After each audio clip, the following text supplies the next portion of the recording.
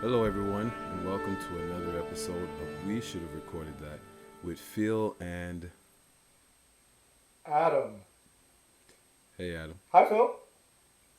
How's it How going? are you? I'm doing well. It is going.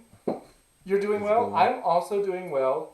It good. is a bright and sunny spring day in Rochester, Mm-hmm. which means that you still need to wear sweaters and coats. How about there in Miami? Yes, it's pretty. It's sunny and warm. And we are getting a little breeze in the shade, so that's nice. That's nice. It's not so hot. So, do you need a coat? I don't need a coat. I don't need a coat. Okay, good. I'm very grateful for you because I know how much you do not like the cold. Yes, I was never a fan of the snow, so. Well, you survived Rochester, and now you've earned the right to live down south. Yeah, yeah. I will have to come. I will definitely visit y'all in the summertime. That's my motto. Visit So, in the summer. yeah, it's gorgeous in the summer. Yeah. So we do have a special guest. But before we get to our special guest, let's take care of some business. If you are enjoying our podcast and our conversations, please share, please like, please subscribe. You can find us on Facebook, on YouTube, and most times on Instagram.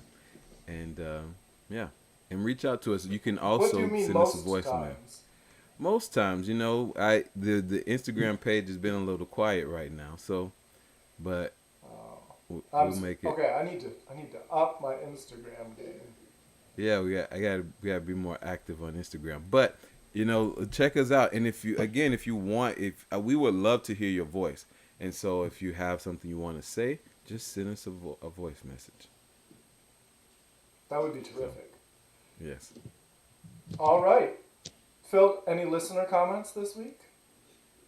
no particular comments. I think people really did. There were several people who commented um on our episode with Julia about how Oh, fun it beautiful. sounded. So that was all. We like Those to were all have the a good comments. time around here. Yeah, yeah, we like to have fun. Yep, We like to have fun. we like to So, have a good time for sure. And we're going to have a great time today because our guest today mm-hmm. is Tim Collins, who is a scientist at the University of Rochester's Laboratory for Laser Energetics. I never realized that lasers could be so energetic. Anyway, there he leads the Theoretical Division's Integrated Modeling Group. He Mm. received his bachelor's degree from Oberlin College in Ohio before coming to Rochester to study astrophysics with Hugh Van Horn, world expert on white dwarf stars and stellar oscillations. Phil, doesn't that just sound like so much fun? Yes.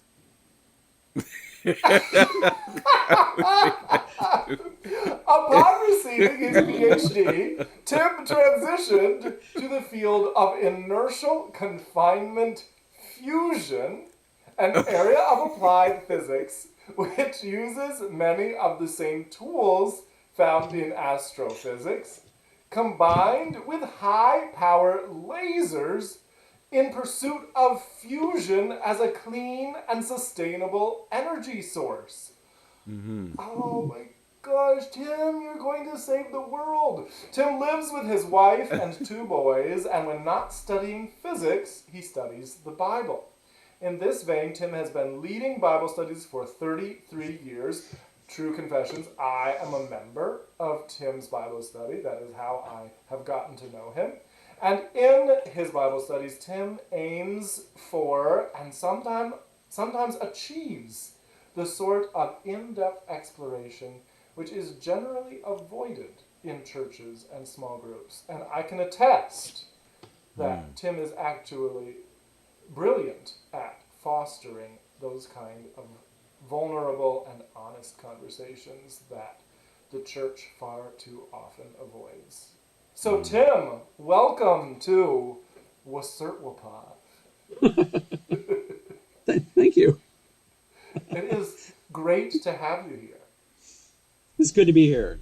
Yes. And Oh, go ahead, Tim. well, just a shout out to the 2 or 3 listeners who are still awake after that bio. No, it's a great bio. It's a terrific bio. There are words I don't know in it, but there are a lot of words in the English language that I am unfamiliar with. Yeah. Now, before we get into our conversation proper, I have 2 things to say. The first, has heard already, and that is that when I first moved to Rochester and first began attending our church, someone described your research as solving the world's energy problems. And until I received your bio for this podcast, I had thought that those claims were exaggerated. Yes. So I'm very excited for you to just figure this all out, because I really need for the Earth to last us a few more years. It would be helpful. Yeah. Yeah. I'm all for that I too. think we can all agree. Yes. All right. And now, here's my second true confession, and that is for our audience. Tim is in conversation. Tim, I always feel like Tim is super fascinated with my life, so much so that he asks me so many questions that I never get the chance to ask questions about his life in return. And so by inviting him on this podcast, this is my way of forcing him to talk about himself.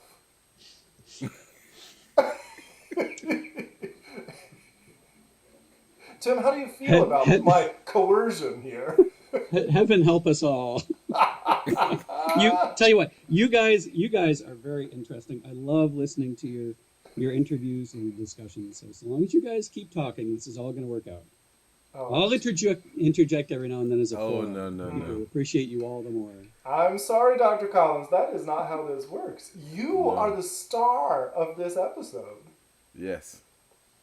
And so now it's time for, you always treat others as the fascinating people in the room, but in this Zoom room, you are the fascinating one. Yes. No pressure. It's very troubling. Gotta be fascinating now. Can I say? Yeah. Can I say that all of my understanding of interacting with people is really boiled down to those 30 seconds when you meet someone, like, I don't know, at a party, although no one does parties anymore and have kids, so there aren't any parties in my life anyway, but let's imagine there were. And they ask you what you do, and you say you're in physics, and they just look at you with this look of, you've been struck with some terrible curse, and I'm going to leave now. So that's I was thinking about it. So you guys you're both in higher education. You're both very highly trained. You can do things that other people can't do. When you tell them what you do, they look at you and they think, I wish I could do that.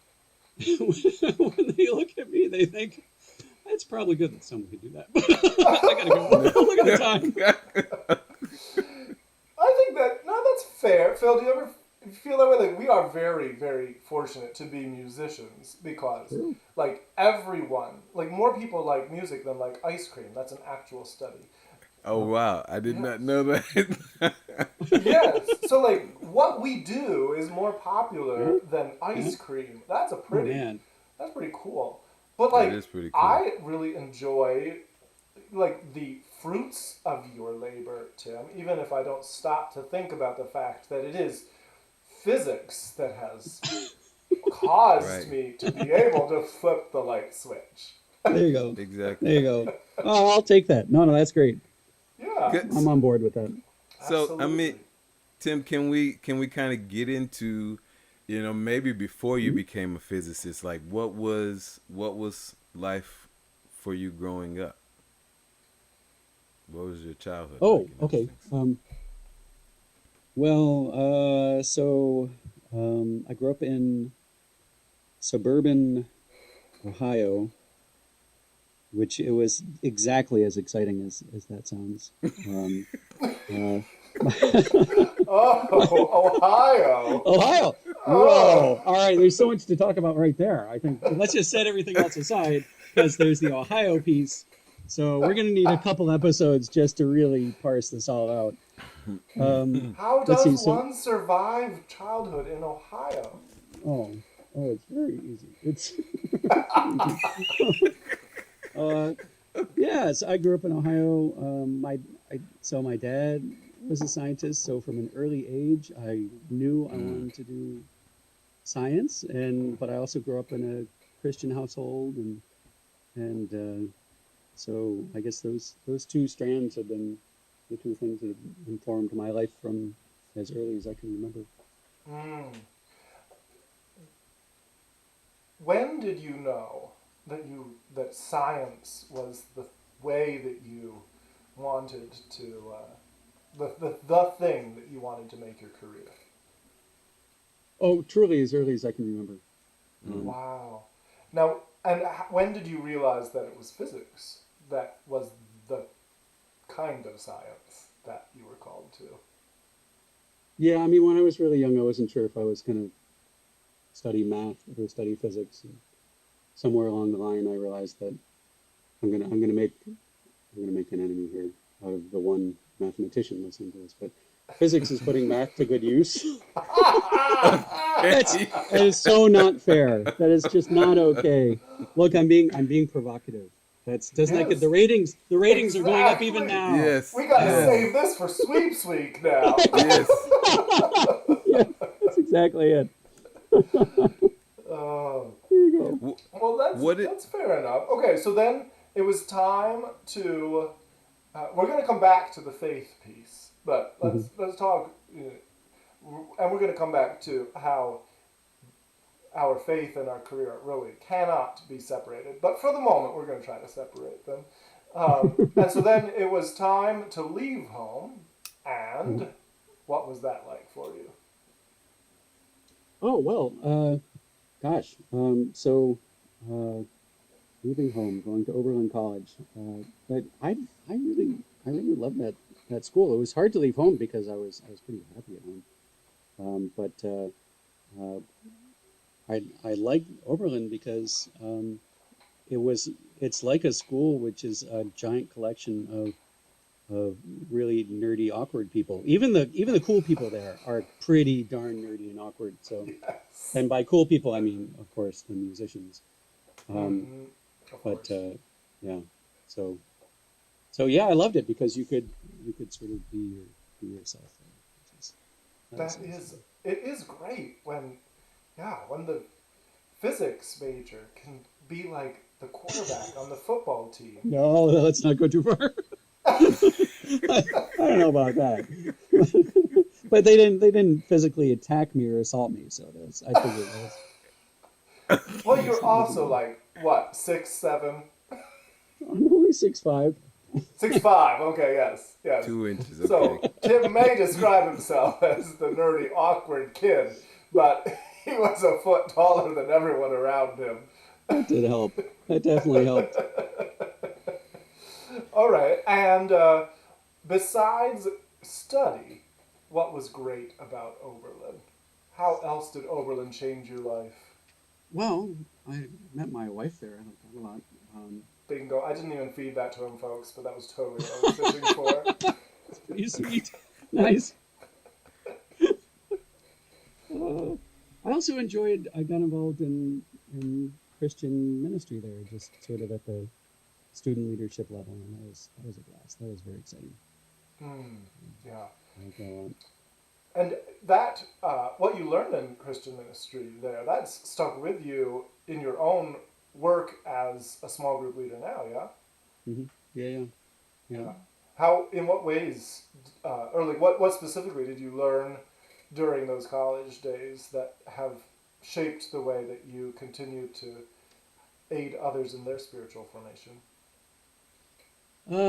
Well, I tell you, so I grew up uh, as sort of an oddity in a number of ways, and one of them is that I grew up as an Episcopalian, but got sort of involved in a home church movement when I was in high school, and so I'm this evangelical Episcopalian, of which there is such a thing, but it's not; those aren't necessarily words that tend to come into the same sentence very often. And then and then at Oberlin, um, when I'll tell you a funny story. We were getting ready. The leadership for the Christian group was getting ready for the coming school year, and so we decided to have sort of a. We thought we need like a little retreat to cohere and bond and all that. So I looked around and I found that there was a conference in a nearby Episcopal church, not very far away, and so I asked everybody, and I'm not signing us up for that. And I thought I was going to get in there and had to explain to everybody, okay, the way Episcopalians welcome people into the worship service is you have to turn to page 355. And 355 is like, that's the page you go to. They like picked a number in their book that you would not guess, and I thought, okay, so I tried to warn them ahead of time. You may have to pinch yourself to stay awake at times, and that's going to be okay. Just power through, and you'll find it a rich experience. And it turned out that there's this Anglican bishop who was there to lead everybody in a charismatic renewal weekend. And so, within the first night, he's singing, he's leading people in singing in tongues, and there's over the weekend there's healing and prophecies and all sorts of stuff that none of us expected. It was a big surprise, and it was a great experience because it was very very new to all of us, and so I would say one of the things I learned is how to learn from other faith traditions. So, Yes. I think that's so important. The more you can learn. You should always, in every faith tradition, you're going to find the Spirit at work, and look and see what the Spirit is doing. Yes. Wow, that sounds incredible. And then after Oberlin, so you met Susan, your lovely wife, at Oberlin, and when did you and Susan get married? We got married just after I finished graduate school. So 8 years after leaving Oberlin. Okay, all right. Ooh, I didn't realize that. So you moved from Oberlin to Rochester, and where was Susan at that point in her life? Well, we spent a fair amount of time courting remotely, and then eventually she moved to be in Rochester. Ironically, for whatever reason, she knew her type, I suppose, because for a long time she was trying to decide between two guys who were interested in her. I was one, and the other was another astronomer. So, I don't know. It was at the University of Minnesota. I don't know. There's something about Susan that attracts astronomers. Wow, but she chose you over the Twin Cities. I mean, Actually, that is pretty amazing. You're right. That should be my bio. yes, she chose to be in Rochester rather than the Twin Cities. Yep. Because Tim Collins was here. That's all you need to say. All right. So then you did your graduate work. Oh, sorry. Go ahead, Phil. Yes, and I wanted to go back to the whole science thing as a childhood. So, do you remember maybe the earliest experiment or interaction with science that really that even kind of sunk the hooks into you as a child? Oh gosh, I remember reading about it and thinking about it and just getting so excited about it. I remember reading about just children's books about astronomy, and I was so captivated by that. And I remember my mom and dad were in a bowling league, and they would we'd all go as a family, and they'd send the kids off to just wander around bowling alleys, bowling alleys in Ohio. Again, you're going to be be careful. The servers are going to be overwhelmed by this discussion. But in between going up to bowl, I'd go up to my dad and he would tell me interesting science facts. I remember that really well. It was a lot of fun. That's where I first learned how a laser worked. He showed me a scrap, an old napkin in a bowling alley. In a bowling alley. Yep. Wow. Okay, we can move on.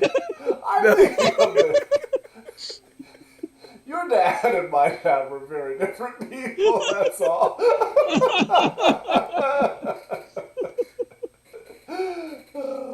No, but I think that. But that really, the connection of what you're saying, that your dad really kind of brought you into the science. He really, fed your interest, is what you're speaking to, and I think that's like being attuned to that, like being aware. Okay, I can see this child is very interested in it. Let me feed this interest. Is that's great. So I've got a question for you guys. When did you guys know that you wanted I to go knew into that you were music? trying to do this, Tim Collins.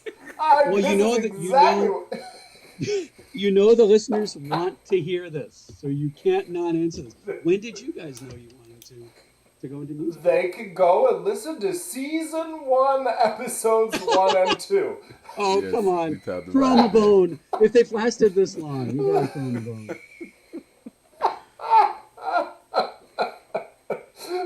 Okay, now, dear audience, this is signature Tim Collins. I'm actually very impressed. You lasted a few minutes there without immediately being like, okay, now you tell me about yourself. But this is signature Tim Collins. He does not want to talk about himself. He wants to talk about other people. I care for other people. I really do. Yes. No, it is beautiful. It is truly beautiful. And I admire it. But this is my house. These are my rules. Dodging the question. You're dodging the question. Phil, come on. At least you. Tell me when. How old? Just give me a number. I am going to agree with Adam and say that they can go. You can go back and check it out. Go back and check it out. Yep, I'm gonna go. You go back and check it out because we do. We there's so much that I would like to hear. I would like to hear from you. So yeah, let's proceed. Let's proceed. Tim, did you ever want to be an astronaut? No, I'm 6'5", but you've already covered that. They don't send big people into space. It's a waste of money. Why would you do that? Send small people. It's much cheaper. Okay, that makes perfect sense. Enough. Okay, moving on to the next question. All right. But were you? Hold on one second. Hold on. But were you like as a child? Were you always tall? No, actually, no. I grew very slowly. I just didn't stop growing, pretty much. Okay. That's my technique. So was that the only reason why? Like, was there other reasons why you didn't consider becoming an astronaut?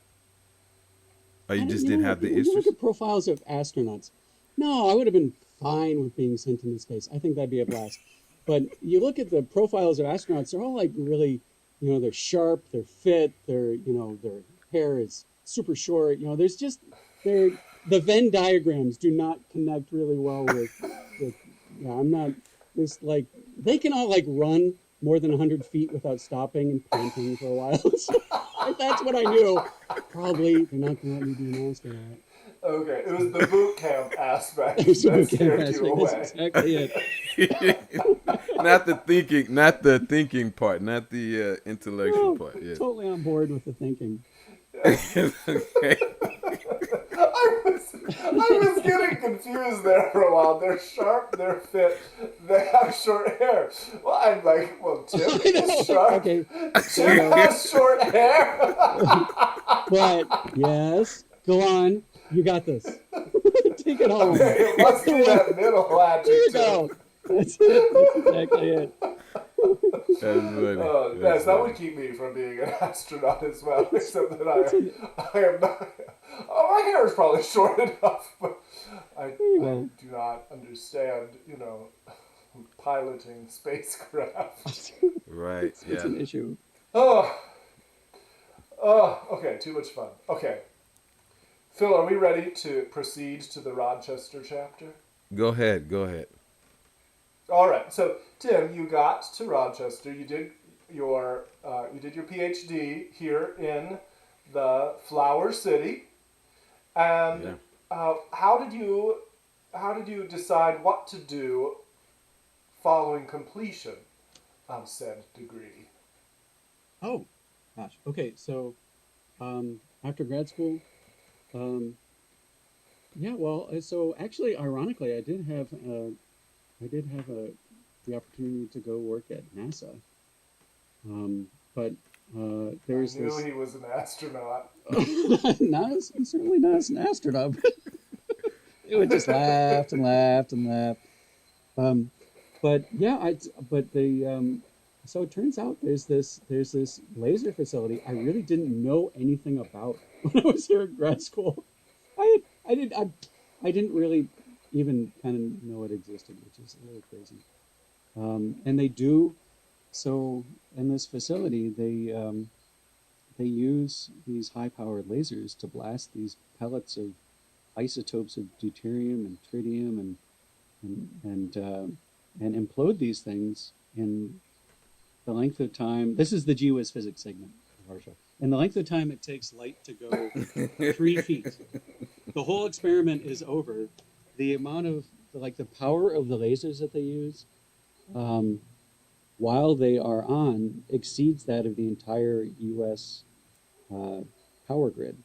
These are really high power experiments, and so what they're dumping all this energy into these little pellets, and they get to temperatures which are comparable to that in the sun temperatures and densities, and it's just anyway. So it turns out a lot of the same physics happens in the laboratory here in humble Rochester that happens in the cosmos.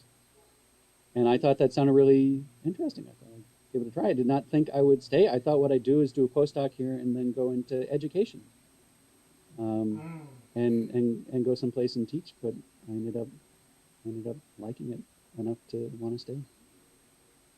So there you go. Wow.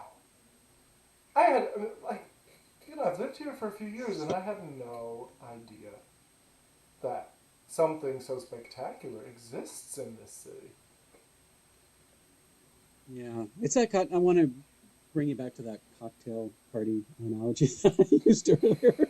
There's a repulsion field, but it's not a physical one. It's just a social one. People find themselves walking away from the lab. They don't know why. Something is wrong about this place. I feel uneasy. That's Oh, funny. Dr. That's terrible. Collins, what am I going to do about you? All That's right. funny. And so you have been playing with lasers ever since. Yeah, absolutely. That's awesome. What? It's fun. What It is? is fun. Now, do you do you say, this, like, I think the parties I go to, people would be fascinated to hear about these ultra powerful. I'm serious. I hang around very high quality individuals, Tim. You do. You do. So do you really believe that people aren't interested in that kind of work? Well, I feel like it's sort of there's just such um, there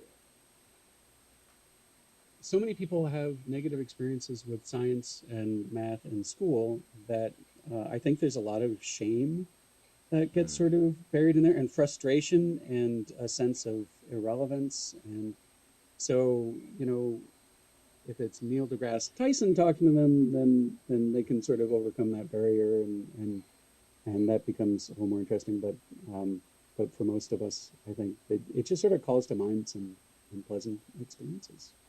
So I sympathize with that. I totally get that. Um, Hmm. Mm. You know, I I'm actually an elementary school teacher, and so like part of my duties, part of my job is to is to help kids in other subjects other than music. So I'm doing I spend about an hour a day, helping with that subject, and math is one of those. And in the kindergarten class, Excellent. we talked about this earlier, like empowering the students with the tools to Hmm. figure out the math problem, right? So like you're not yelling at them, why don't you get this? Why don't you get this? But okay, let's back Yeah. up. Here is the tool. Let's try to figure that out. Like I mean, like have you thought about how to not just demystify but get the trauma? How do we remove the trauma from mathematics? Oh, oh, that is a great question. Um, well, I tell you, so I do. Um, my observation with my boys is that um, there's just all sorts of things that can sort of get in the way of an otherwise healthy enjoyment of math and physics, and some of it's frustration, some of it's like you know if you're not if you're not fluent in the math facts, then everything else Mm-hmm. just seems frustrating and angering. And why are these people doing this to me? Mm-hmm. Um, Mm-hmm. it's like a lot of the same processes, the problem solving and stuff like that. People enjoy when they're not in math class. It's just that context. I think a lot of it is yeah. So I don't have the answer to that. I think you probably know more than I do. But I tell you, I've done a bunch of little demos in elementary school because Mm-hmm. as my kids have gone up to the school, I'll volunteer to go in and do little gee whiz science and math things, and kids like that a lot.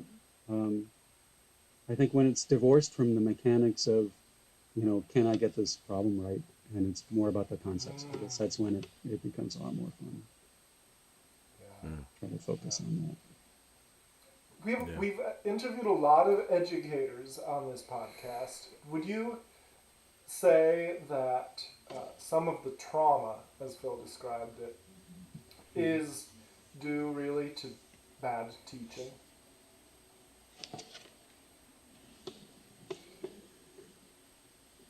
That's a good question.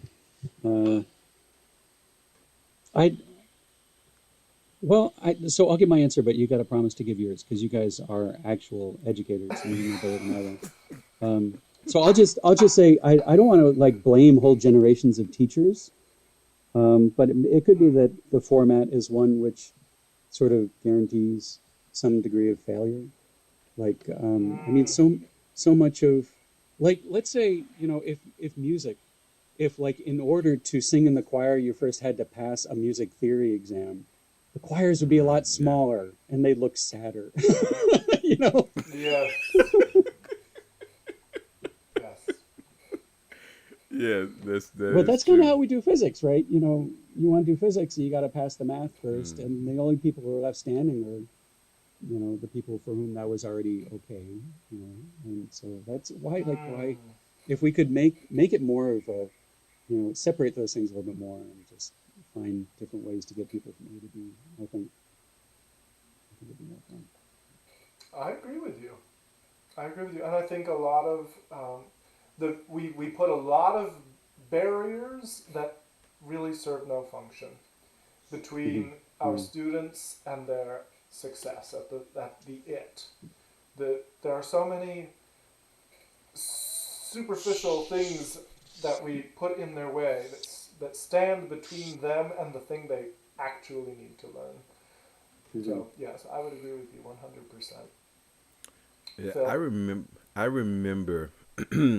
At my community college, I had the music theory teacher said that this class is going to really weed is going to be the little leagues. We're going to weed up, separate Mm-hmm. the wheat from the chaff. And when I think about that now, I'm like, why would that have to be the case? Like, Yeah. Yeah. Yeah. you know, why does music theory have to be so scary? Yeah. Yeah. Mm-hmm. Yep. Yes. So Yeah, And I think that's, that's but important. here is, I think, maybe Tim can correct me if I'm wrong on this. The motivation that students have to get through music theory is because they have experienced the joys Mm. of music practice, of like actual music making. mm-hmm, mm-hmm, Whereas, mm-hmm. perhaps, the motivation to get through math class, it's they not haven't there. experienced. They haven't experienced the applications of it. Tim, am I totally off on that? I think you're exactly right. I think if we start Hmm. out with some of the exciting stuff, and some of the more inspirational stuff, uh, instead of just saying, you know what, you just stay if you already found this exciting. That's not very. Yes. But I tell you, I think part of it is that the it's only like in the last generation that science education has really, I think, woken up to the whole idea that you can learn from other branches of education. Hmm. And again, I'm not trying to knock science educators. There have been all along some really good ones, but Yeah. I feel like there's been a sense of here's the curriculum, get through it, as opposed to Yes. what can we learn about. A lot of other educators are a lot more inspiring and they have a better sense of how to draw people in. Let's take advantage of that. And I feel like the last generation, there's been a lot more of that. Hmm. Hopefully, there will be even more. That's hopeful. Yes, I like that. Why not? Yeah. All right, Tim.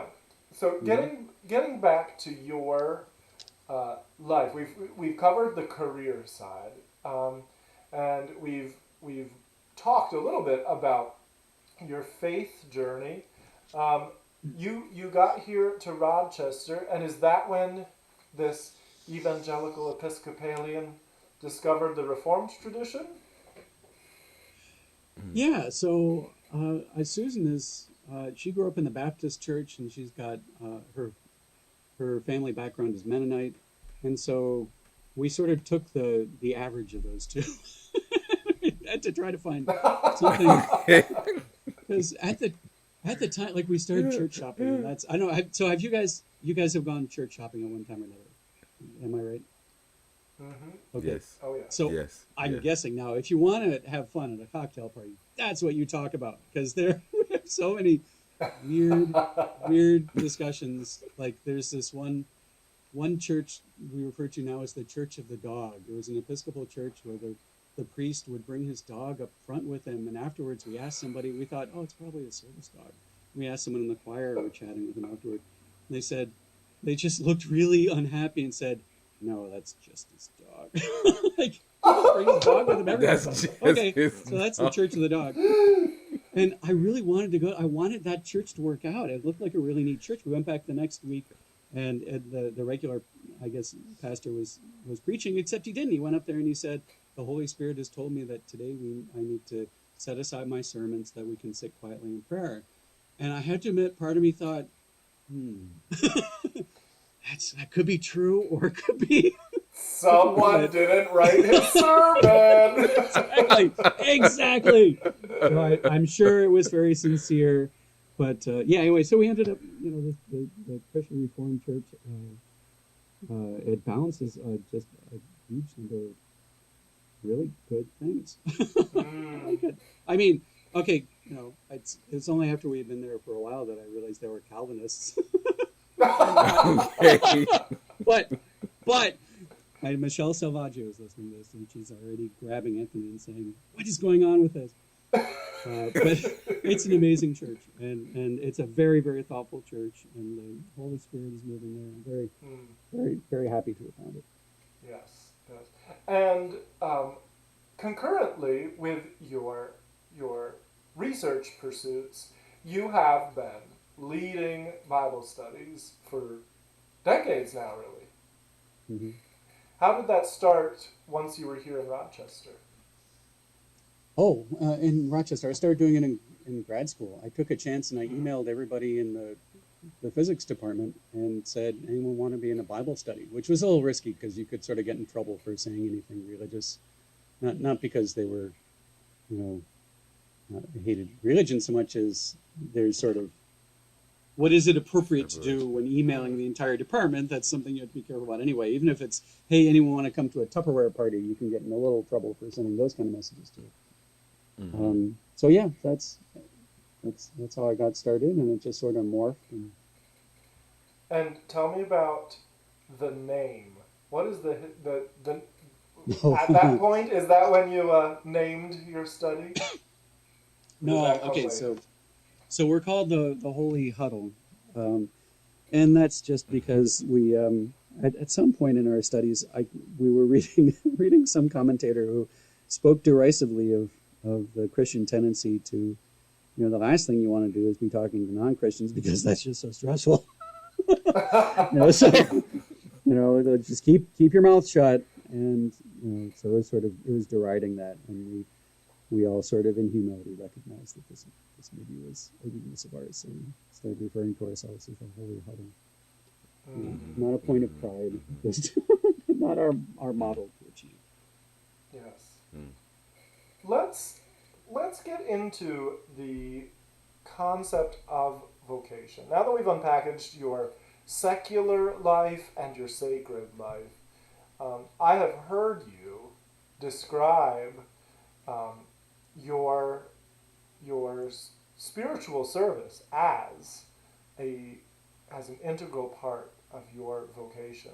So maybe you can just unpackage how your job, your day job, and that other aspect of your calling interact with one another.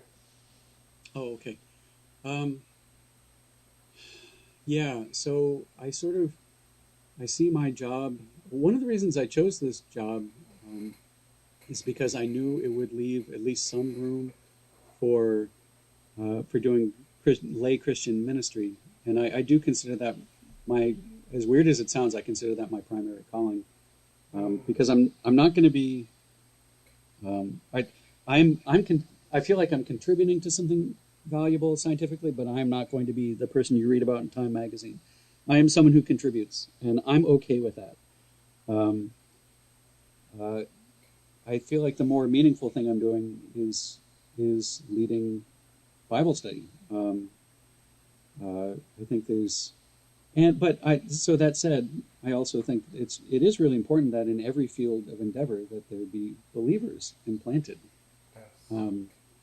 Because if you had to deduce the gospel based only on what you see in the media, then not a lot of people are going to come to Christ. So I think it really is important to just have people who aren't too crazy, who you can identify as believers. Yes. So anyway, I don't know. I did at one point bite the bullet, and at some point I thought God's just going to be mad at me if I don't do this. So I did give a talk at the lab on science and faith, and that was one of the more petrifying things I've ever done. Was it well received? It was. There were no tomatoes thrown, and there were a lot of people there. So I think it went okay. That was a number of years ago. I should do that again. I want to be in attendance at that talk. I would love that too. That would be fun. I'll invite you for sure. We I think at some points in my life, grew up hearing and maybe even kind of believing that faith and science were, are those two things repulsing each other, right? Mm-hmm. And of course in your life I think they're together. How would you say to someone who's like, you can't, be a scientist and be a Christian? What would you say to that person?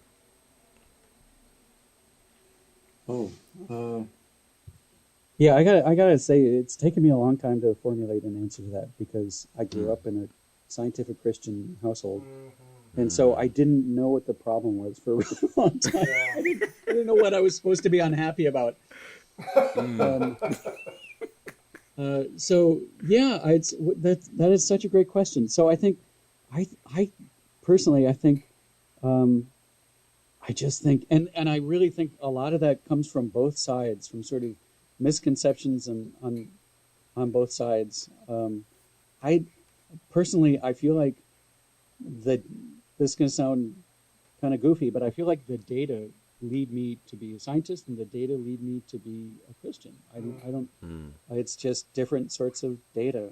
Um, but I think it's helpful if someone were to say that, I would say, well, I would ask them what they perceive, where they perceive sort of the conflict is coming in. Yes. So actually, I was going to ask you guys, right? Because I kind of wondered if you if maybe you would come into it. So it would help me if you would tell me where you sort of perceive that conflict.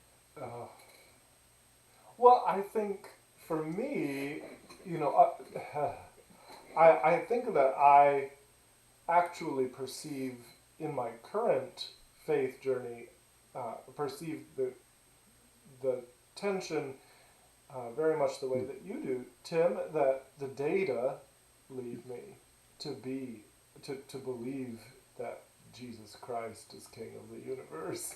Mm-hmm. Um, but I did not have the privilege of growing up in a home where science was not viewed as the enemy of faith. Um, you know, and I think it's taken me a really long time. It took me a really long time to um, to realize that true science, like the kind of work that you're doing, actually teaches me more about the intricacies of God's creation. It actually magnifies my appreciation for God's handiwork. Mm. Um, and I Mm. think people, Mm. Mm. Mm. people's, people, for reasons I cannot fully explain, they fear that scientific explanations of the mechanics of the universe will diminish the Mm. glories of God's handiwork, and I don't buy that any longer. What about you, Phil? Yeah, I really think that you're getting at something there when you talk about that because um I mean that's why we have specific fields of study because Mm. there are people who've been able to Renaissance men who are able to kind of touch all these different areas, but for the most of us, like the amount of information of understanding of our world is way too complex, and the more we dig into that, the more we realize how complex it is. And so for me, I agree with you that I think it had you have to. I think there is a fear, like you said. I think there is a fear that to understand the world would mean I don't need God. If I understood the world, Mm-hmm. Mm-hmm. then I Yeah. I wouldn't Mm-hmm. need Mm-hmm. God. And I think like you said, it's just the complete opposite. It's the complete Mm-hmm. opposite. You Mm. realize how complex, how I mean, I couldn't have thought of these things, and the way our body regenerate. All these I'm not gonna get into it because I'm start saying things wrong, but just the complexity. I think it yeah that fear getting over that. I don't want to banter, but yeah. I'm right there with you. I think that's exactly right. But you Yeah. but I but the thing again, man, there's so much good you're saying here is that it as a child, if you're just seeing the integration, of course, like why would you say, I mean, oh, I did why this is a problem? I don't see it Mm-hmm. as a problem because it's Mm. being because it's always been that way. And I Mm-hmm. think that's what we have to work on, that these things don't have to be opposed to each other. Yeah. Amen. Tim, one final. We're getting a little bit. We're getting pretty close to our hour, but one final question before we move into to last segments. Mm-hmm. Uh, how, if at all, does the work of a Christian scientist look different than the work of a non-believing scientist? Hmm. Okay, very good question. Um, I, I'll tell you the first thing that I noticed. Um, I mean, there's mechanically there are things like I'll take problems to God in prayer, and ask for the Holy Spirit to guide me. Um, uh, but not as a substitute for hard work. God, God has never been so kind as to simply remove the hard work. But I'll tell you one thing I noticed early on out, which is really intrigued me because uh, it's led on this really amazing journey. I noticed that I'm like working at this lab with people whose credentials are so much better than mine. People from Caltech and MIT and all these amazing institutions. People from all over the world, and I really like that. I mean, it feels like such a privilege to work with people like that. And the thing is, I would notice how we'd have these scientific discussions, and some question would come up, and we'd all stand around. We're thinking about the question. We're thinking about the question. We're thinking about the question. And what's really happening is everybody standing around in the circle is hoping they're going to be the first one to think of something brilliant or insightful. And and when they do, they think they thought of it. And I just at some point it just struck me as the craziest thing in the world that they're standing there essentially completely helpless, waiting for something to happen. And then they'll just own it. Like, I'm the one who had that brilliant insight. When they didn't do anything to earn that insight. That insight happened to them. And this is so. I got to tell you this. I know we're running out of time here, but this is so. I really got into thinking a lot more about this because it turns out that this is something which, if you look at how scientists have thought about have thought about epistemology, how we learn things. Newton had theories, and philosophers like Kant and Hume had theories, but Einstein himself had theories about this, and they were really interesting. Um, and he says, this is a quote from Einstein. He says, "A new idea comes suddenly and in a rather intuitive way. That means it is not reached by conscious logical conclusions, but thinking it through afterward, you can always discover reasons which led you unconsciously to your guess. But intuition is nothing but the outcome of earlier intellectual experience." What he's describing is his experience in discovering relativity. It was something which he would sort of, he immersed himself in the field, but then he says the way he describes it, you wait helplessly, waiting for that moment to strike, that aha moment. And that just, so at another point he says, the state of mind which enables a man to do in work in science, and I'd update that to person, is akin to that of the religious worshiper or the lover. The daily effort comes from no deliberate intention or program, but straight from the heart. So all this stuff, this ought to resonate with us from a religious standpoint, because so many times, like I'll be in a group of people praying, and I'll just, I know you guys have to tell me if you've had this experience, but there's like this moment when you're waiting for the Spirit to move somebody in the room to pray something that needs to be said. And the Spirit's there, and Jesus is going to make sure that prayer gets said. But you don't know who in the room is going to get to say it. And that same circle, waiting for inspiration, I'm sorry, there are just two different circles, but the same God. So I don't know, that's, when I think about being a Christian and being a scientist, I just can't help, there's so many areas where, I don't know, it's a very rich area to think of overlap between the two. It's not the simple, there's a lot of depth to it. I'll stop there. Phil, I think we'll need to have Tim on sometime in the future to plumb more of those depths. Yes, we have to. I mean, this was, man, you just dropping so many nuggets right now. Dropping so many I nuggets. know. I mean, yeah, I did. I want to say something, but I know we're tight on time. I want to say, I mean, that's so good. I mean, like that's so good, right? Like as a Christian, we know where the thought comes from. We know where the thought Mhm. comes from, right? That Yes. Yep. it's given Yep. to us by God. And even when we understand it in the book, like even when we get it that way, like we understand that it is, that this is, Yes. we have a creator. Yeah. So, anyway, wow. Yeah. Mm. Amen. Amen. All Amen. right, Tim, we end every episode with talking about current events and then what we learned during that episode. Are you game to play along? Oh no. Okay.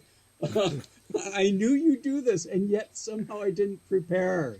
Yes, yes, I'm of course game to play along. All right, all right. Phil and I will go first, so Please, you thank you. You're have the best. you have a minute to find the news article. All right. Yes, I'm on it. All right, Phil. My current event is just the horrors that are happening in India right now Oh regarding the yes. pandemic. Mm, Um, mm, I mm, just, Mhm. oh, it is heartbreaking. mm. I have a student, Phil, you know her, Sandra, who is Yeah. from India, and thankfully her family is safe, but they're just very frightened. She says Right. people are finally wearing masks there because they're finally taking the pandemic seriously, Jesus. and Mm, it's too late. Thousands are dying Mhm. every day. Mhm. Mass cremations, just, it's horrific. Um, and I'm very grateful. Actually, I know that it is not related at all. But last week I wrote to my senators and my congressmen and said we need to be sending the vaccines that we're not using to countries that need them, because the United States has 20 million AstraZeneca doses that are just sitting in a warehouse. And I was so relieved today to hear that President Biden will be sending millions of doses of vaccine to India. So, yeah. anyway, Phil, what's your current event? I'm still thinking about this, the beautiful community thing, and as we, because as we received the Derek Chauvin um, Mm-hmm. Mhm. conviction last Mhm. week, there were more black people who were killed at the hands of police, maybe unnecessarily. And I think Mhm. one that I want to highlight here is the death of the 16-year-old girl, and something I really had to say to myself, because I like to say, my students, ladies and gentlemen, I want, the to as a sense of empowerment. But as I think about maybe how that can be weaponized, I was watching. There's a video of a 14-year-old in Virginia. The officer is calling him sir while he's trying to handcuff him because he suspected that he stole. You all may have heard about this. Stole a motorcycle, and the young man is the boy is trying to say to him, "My dad has the bill of sale. Will you let me get the bill of sale?" And I think, Mm. so to understand that we treat our children, we protect our children. We don't treat them the same way we treat adults. Um, and when I think about that situation, you know, um, I just like, is a gun a weapon that will take a life? Is that the only tool you have to de-escalate a situation? Is that the Mhm. first tool you use to Yeah. de-escalate a situation? And so, yeah, I'm gonna stop that. Don't want to keep going, but yeah. Mm. So, Thank you for sharing that, Phil. mm, Yeah, boy, I really resonate with that. I feel like the last the last 4 years have been so eye-opening in learning that people follow leaders. They don't tend to be moved by ideas. They follow leaders. mm, And if the leaders are leading in the right direction, they'll go the right way, and otherwise they'll fall in a pit. And mm, mm, right, you're mm, absolutely right. And so, you have a plague of false leaders. There's no worse plague. mm, Yes. mm. I do have something lighthearted in terms of. Oh, that's Please. perfect. Yes, Okay, please. so Dutch Dutch researchers recently published the results of a study showing that the T-Rex actually walked at about 3 miles an hour. 3 miles an hour. So they worked out the mechanics of the size of the tail and the legs and everything. They built a complex three-dimensional model, and they found it was actually a pretty slow walker. So if you're walking next to it, you'd be like every now and then pausing and waiting for the T-Rex to catch up. So what I'm really hoping and waiting for is for them to remake Jurassic Park with really slow T-Rexes. Oh no, the T-Rex is coming! But it's okay. You have a little time. Don't get too worried. But it's okay. It's all right now. Yes. Oh, that's amazing. I love Yeah, that. with the feathers too. Like they need to remake them with feathers Yes, as well. Like yes, Yes. yes. Yes. That is it exactly. Feathers and slow T-Rexes. Oh, That's exactly it. Oh man. it Oh. would be substantially different movies. It would be. Anyway. Their science has ruined another perfectly good movie. Oh, man. All right. Phil, what did you learn this week? Man, there's so much that I learned this week. I want to say two really quick things. That science puts physics is putting math to good use. I thought that was really funny. And then what you were saying earlier about the that the integration, growing up with the integration of science and Christianity, and so that it was never an issue for you. I think that that's having those, figuring out how we have these conversations, so that these things don't, so they're integrated with our children. So Yeah. I loved, from this week's episode, I loved the story, Tim, of your dad showing you how lasers worked on a napkin at the bowling alley. And then you discovering these, incredibly high-powered lasers here in Rochester, which I also did not know existed.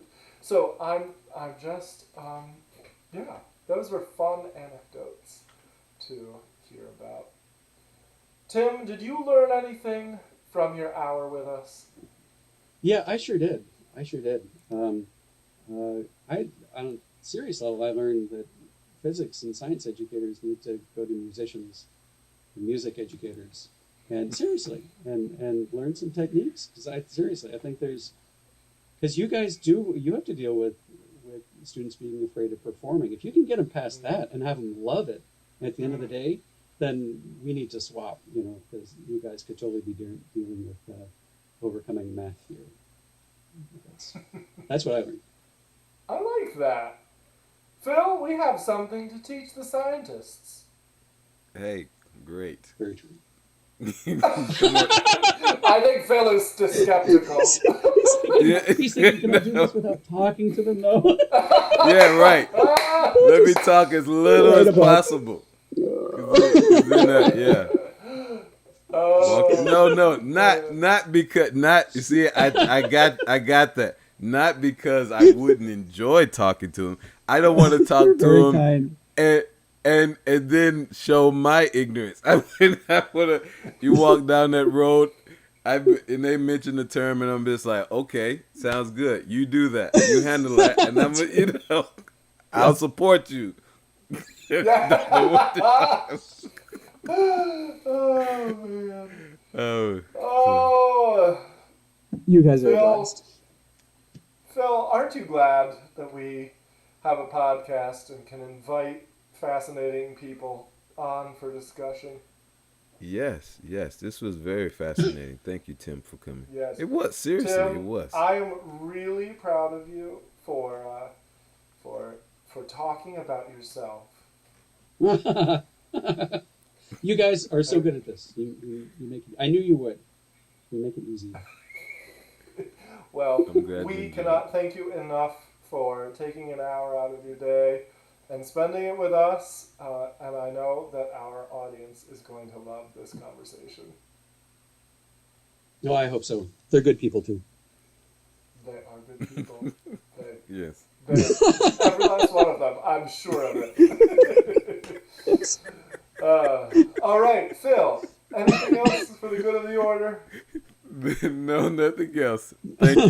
Tim. And yes, you have to come back. You got to come back. Yes. We have more to talk about. We've got more to talk about. I'll tell you more All right. Einstein Well, stuff. until yes, we need it. All right. Well, until that happens, and until our next episode, I will say bye for now. All right. Adios. Good to see you guys. Thanks for having me. Thank you.